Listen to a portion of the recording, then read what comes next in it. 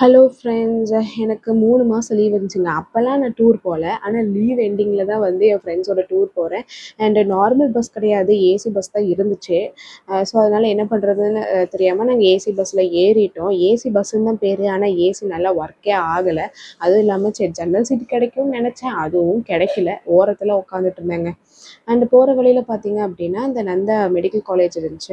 And அதை பார்த்தோன்னே எனக்கு பாஸ்ட் மெமரிஸ்லாம் வந்துச்சு. பிகாஸ் நான் பிஎஸ்சி ஓடிஏடி படிச்சிருக்கேன் நந்தால தான். அண்ட் எப்படியோ கோயம்புத்தூருக்கு நாங்கள் ரீச் ஆகிட்டோம். ரீச் ஆனதுக்கப்புறம் என்னோட இன்னொரு 2 ஃப்ரெண்ட்ஸு போய் பார்க்கணும்.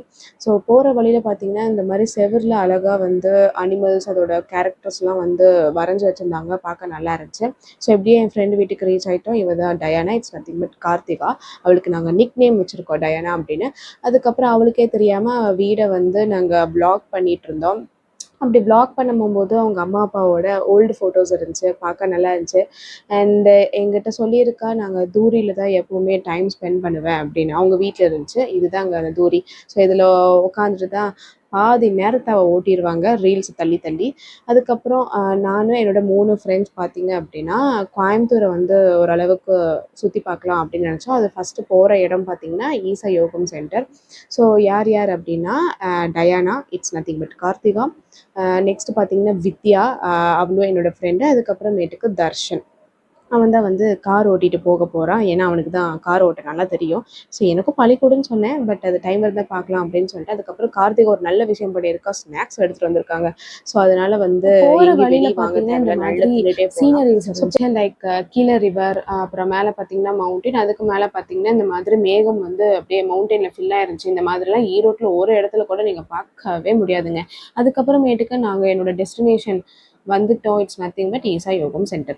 ஸோ அங்கே வந்து பார்த்தீங்க அப்படின்னா நிறைய பேர் வராங்க. லைக் நார்த் இந்தியன்ஸ் வராங்க, ஃபாரினர்ஸ் வராங்க.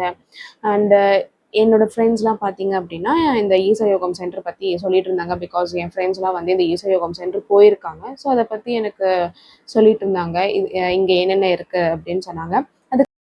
அப்புறம் நம்ம தர்ஷனும் வித்யாவும் அங்கே இருக்கக்கூடிய அந்த செட்டில் போய் ஒரு 2 பேரும் வந்து ஒரு 5 நிமிஷம் மெடிடேஷன் பண்ணிட்டு வந்தாங்க. அப்புறம் மெடிடேஷன் பண்ணதுக்கப்புறம் அவங்களுக்கு ஒரு புத்துணர்ச்சியாக இருந்துச்சு.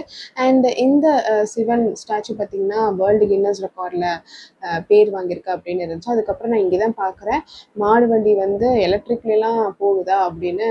நான் இங்கே தாங்க வந்து அதை ஃபஸ்ட்டு பார்த்தேன்.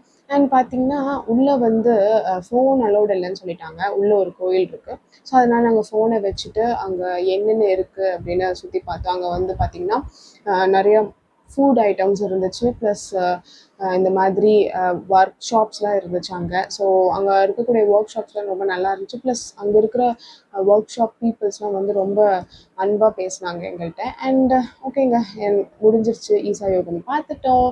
அண்ட் இதுக்கு ஒரு டட்டா பை பை சொல்லி நெக்ஸ்ட் இயருக்கு நாங்கள் கண்டிப்பாக கோயம்புத்தூர் வரும்போது அகெயின் நாங்கள் இதை விசிட் பண்ணுவோம்.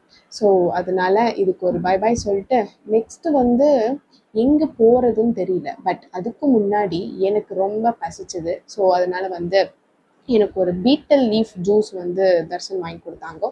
அதுக்கப்புறமேட்டுக்கு கார்த்திகா வந்து ஒரு ஆரஞ்ச் ஜூஸ் அப்படின்னு வந்து குடித்தாங்க. பட் நான் அந்த ஜூஸ் குடிச்சிட்டேங்க. ஆனால் இந்த பொண்ணு வந்து ஜூஸை குடிக்காம அப்படியே வச்சிருச்சு.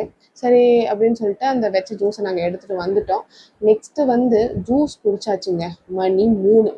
இன்னும் நாங்கள் சாப்பிடவே இல்லை. சாப்பிட்றதுக்கு பார்த்தீங்கன்னா அவுட்டர், அதாவது அந்த ஈசா யோகம் சென்டர்லேருந்து அவுட்ரு வரதுக்கே ரொம்ப டைம் எடுத்துருச்சு. அதுக்குள்ளே நம்ம வித்யா ஒரு பாட்டு பாடுனா அதில் நாங்கள்லாம் மெஸ்மரைஸ் ஆகிட்டோம். அதுக்கப்புறமேட்டுக்கு எப்படியோ நாங்கள் வந்து சாப்பிட்றதுக்கு வந்துட்டோம். அதுக்கு முன்னாடி இந்த ஸ்வீட் பார்த்திங்கன்னா சும்மா சூப்பராக இருந்துச்சு. ப்ரெட் அல்வா அப்படியே வந்து குலாப் ஜாம் சாப்பிட்ற மாதிரி இருந்துச்சு. ஸோ அதை வந்து டேஸ்ட் அப்படியே நாக்கில் ஒட்டிடுச்சுங்க. அதனால் தின்னுக்கிட்டே இருந்தேன். கடைசியாக நம்மளோட பிரியாணி வந்துருச்சு. சிக்கன் பிரியாணி. ஈவன் தோ பிரியாணினா ஒரு எமோஷன் தானே. ஸோ அதனால் வந்து ஸ்டார்ட் பண்ணிட்டோம்.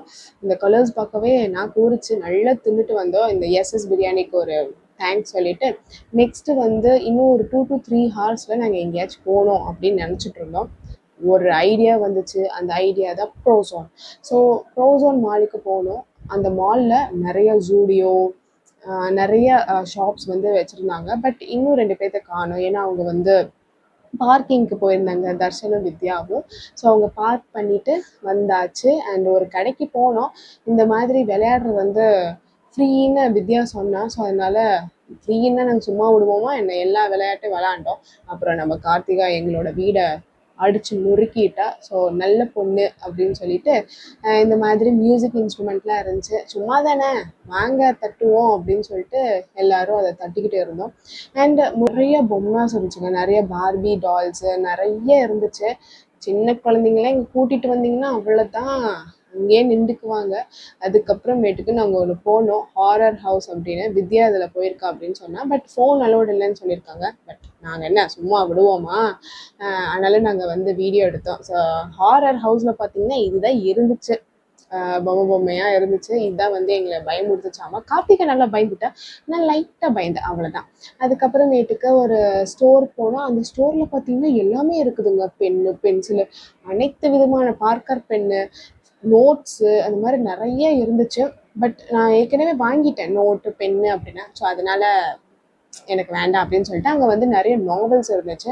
ஸோ கார்த்திகா வந்து நாவல் வேணும் அப்படின்னா இருக்கிற நாவலை போய் படி அப்படின்னு சொல்லிட்டேன். அதுக்கப்புறம் நம்ம ஹாரி பாட்டர் இருந்தாங்க, க்யூட்டாக இருந்துச்சு இந்த பொம்மை. அங்கேயே உட்காந்து கார்த்திகா எனக்கு வேணும்னா, வேண்டாப்பா வா போகலாம் அப்படின்னு சொல்லிட்டு. நெக்ஸ்ட்டு பார்த்தீங்க அப்படின்னா இந்த மாதிரி நிறைய சின்ன சின்ன கிட்ஸ் விளையாடுற இந்த இது இருந்துச்சு. அண்டு எனக்கு ஒரே ஒரு தாட் தான் வந்துச்சு இதை பார்த்து போகும்போது, ஷின்சான் இது வருங்க. அண்ட் இங்கே படம் கூட இருக்குது. பட் படம் போகிற அளவுக்கு எங்களுக்கு டைம் இல்லை. அடுத்து girls C things it's nothing but Zudio நாங்கள் பார்த்துட்டோம். சும்மா விண்டோ ஷாப்பிங் பண்ண வேண்டியதாங்க. ஸோ எல்லாத்தையும் பார்த்துட்டு இது நல்லா இருக்குது, இது நல்லா இருக்குன்னு சொன்னால் நான் ஒன்று கூட வாங்கலை. அதுக்கப்புறமேட்டுக்கு சரி டைம் ஆச்சுன்னு சொல்லிட்டு வீட்டுக்கு போகலான்னு பார்த்தா இத்தனை கார் இருக்குது. இத்தனை காரில் தர்ஷன் நம்ம கார் எதுன்னே மறந்தே போயிட்டான். ஸோ தேடு தேடு தேடு தேடு தேடிக்கிட்டே இருந்தோம் 1/2 மணி நேரத்தில். அப்புறம் எப்படியோ நம்ம தர்ஷன் வந்து காரை கண்டுபிடிச்சிட்டாரு. சரி ஓகேன்னு சொல்லிட்டு சீக்கிரம் போகலான்னு பார்த்தா டிராஃபிக். கோயம்புத்தூரில் பார்த்தீங்க அப்படின்னா டிராஃபிக்லேயே வந்து நம்ம நாள் முழுக்க இருந்துட்டோங்க.